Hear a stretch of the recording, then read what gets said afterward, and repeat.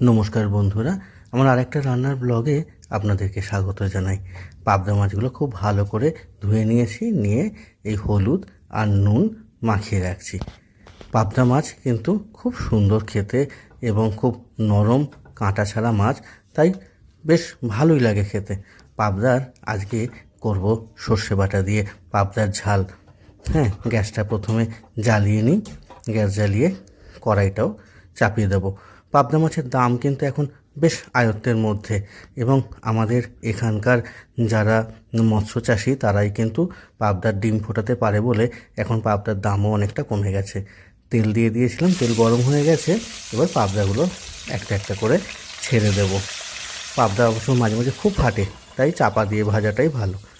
এবারে একটু নিয়ে নিলাম সাদা সর্ষে আর কাঁচা লঙ্কা।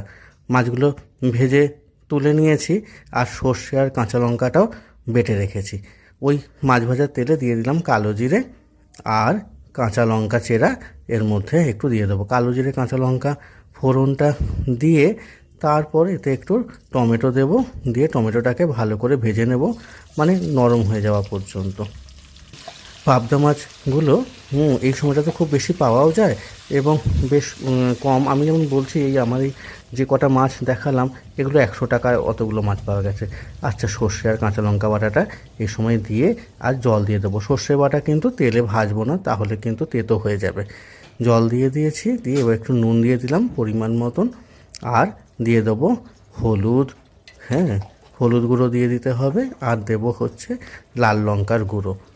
এগুলো দিয়ে আর জলটা ফোটা পর্যন্ত একটু অপেক্ষা করব।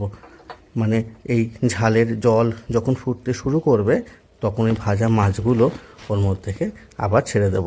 এই যে হলুদ আর লঙ্কাগুলো দিয়ে দিয়েছি, দিয়ে এবার খুন্তি করে ভালো করে নেড়ে নিচ্ছি। সর্ষেটাও ভালো করে জলের মধ্যে গুলে যাচ্ছে। এবার একটু ফুটে ওঠা পর্যন্ত অপেক্ষা করা।